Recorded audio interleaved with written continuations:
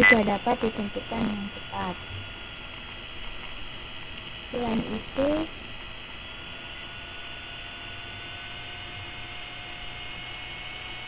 manajer juga dapat menentukan jadwal untuk kegiatan-kegiatan lainnya secara lebih tepat, misalnya tentang distribusi dan periklanan. Kemudian, kemacetan atau hambatan yang sering terjadi dalam proses pengembangan produk diketahui lebih awal. Selain itu, kegiatan-kegiatan pengembangan produk baru bisa dikoordinasikan dengan lebih baik. Kemudian kalau misalnya kita menerapkan jaringan diagram juga, manajer dapat membandingkan hasil nyatanya dengan hasil estimasinya. Juga dapat meringankan biaya karena sumber-sumber yang masih belum terpakai bisa dimanfaatkan dengan lebih efisien lagi. Nah, untuk menerapkan network ini biasanya dilakukan dengan diagram jejaring atau sering disebut dengan PERT atau Program Evaluation dan Review Teknik. Nah, ini ditujukan untuk mengoordinasikan kegiatan-kegiatan dalam tahap komersialisasi agar lebih optimal. Karena kan dalam tahap komersialisasi itu waktu merupakan masalah yang sangat esensial ya, seperti yang kita bahas dalam kurva yang sebelumnya. Jadi waktu yang kita pilih harus benar-benar tepat, tidak boleh terlalu cepat ataupun tidak boleh terlalu lambat. Kalau terlalu cepat memungkinkan tentang kualitas produk kita yang belum sempurna, dan kalau misalnya terlalu lambat memungkinkan kita kalah dengan pesaing yang lebih muncul duluan, karena dia bisa berhasil menjual produk lebih banyak jadi produknya juga lebih banyak.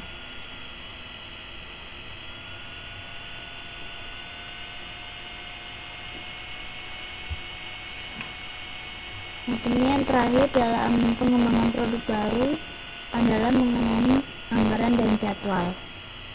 Kenapa harus dibuat anggaran dan jadwal? Nah, ini sebenarnya untuk efisiensi waktu dan biaya. Nah, ini bisa dilihat di bagan yang ada di bawah di sini. Ini kenapa dibagi per kegiatan.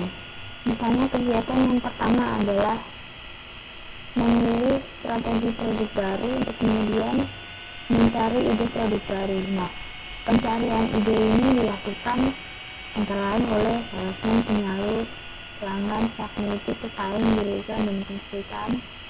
Bisa juga dari yang di luar perusahaan, dari departemen pedagang, dari perusahaan lain seperti laboratorium. Kemudian misalnya untuk penyaringan. Nah, ini tujuannya untuk menilai potensi pasar dan menganalisis serta mengetahui akibat pada produk lain. Nah, ini kan di sini sudah dibagi berdasarkan batasan kegiatan yang harus diselesaikan sebelum kegiatan selanjutnya.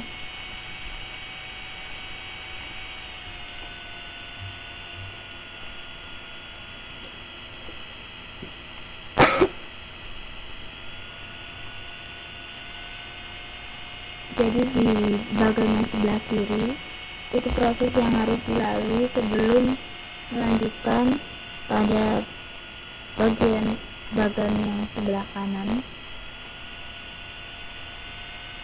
Jadi misalnya untuk analisis bisnis apa yang harus dilakukan. Nah, misalnya di kolom ini mengamalkan penjualan, menganalisis, ini membuat model-model yang sederhana. Nah, setelah ini selesai baru kita lanjutkan pada tahap berikutnya, yaitu pengembangan dan pengujian. Pengembangan dan pengujian itu ada beberapa hal yang harus dipenuhi di kolom ini, dan di kolom ini baru bisa dilanjutkan di kolom selanjutnya. Nah, untuk melakukan tindakan ini kan tidak mungkin dilakukan oleh hanya satu orang ya, jadi harus ada bagian-bagian tertentu yang diserahi tanggung jawab. Jadi agar lebih fokus dan hasilnya juga lebih maksimal serta lebih mempermudah pengawasan. Jadi di sini prinsip manajemen, keempat prinsip manajemen mulai dari planning, organizing, evaluating, and controlling harus benar-benar diterapkan secara sempurna, secara bagus, secara mendalam. Jadinya hasilnya juga bisa lebih maksimal.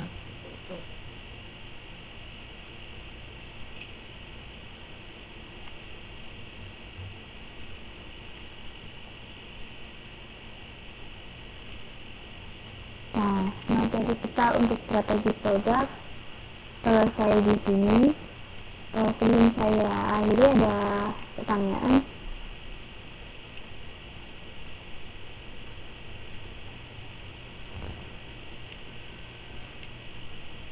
Oke, kalau tidak ada, jadi untuk pertemuan tatap muka yang kedua kita kan tanggal 21. Tugasnya sudah dikerjakan belum untuk yang strategi harga dan strategi promosi?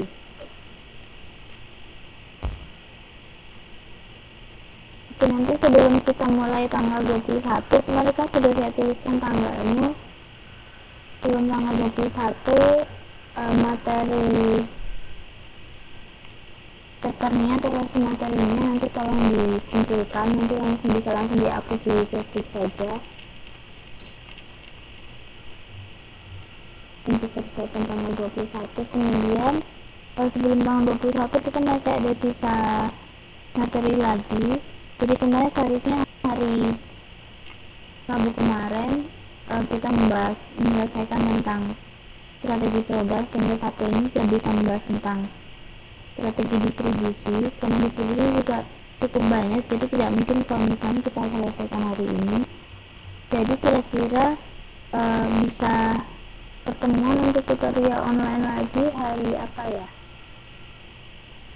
Akan tanggal 20 aja, tanggal 20, tapi tanggal 21 nya teman-teman presentasi di kelas untuk strategi harga dan strategi promosi. Atau mungkin hari Kamis.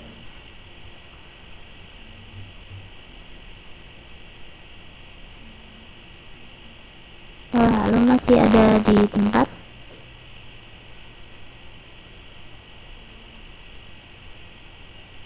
Oke, hari Sabtu. Berarti kalau gitu ketemu lagi tanggal 20.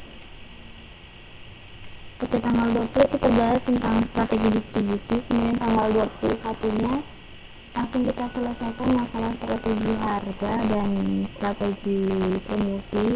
Jadi teman-teman sendiri yang presentasi di kelas saya cukup perwakilan aja, nanti kita diskusi langsung sehingga tanggal 21 diharapkan bisa jadi pertemuan terakhir. Jadi nanti waktu sisanya teman-teman bisa persiapan untuk UAS kan awal Mei ya kalau nggak salah. Nah nanti kalau mau UAS, kalau misalnya ada materi yang masih belum paham bisa ditanyakan, bisa langsung lewat Facebook, atau mungkin nanti bisa kita bahas langsung di kelas pada tanggal 1.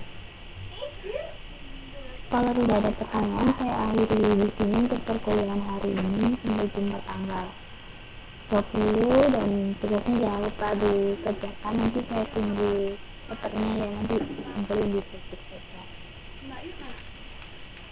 Itu sekian dari saya untuk hari ini. Terima kasih atas kehadirannya dan perhatiannya. Wassalamualaikum warahmatullahi wabarakatuh.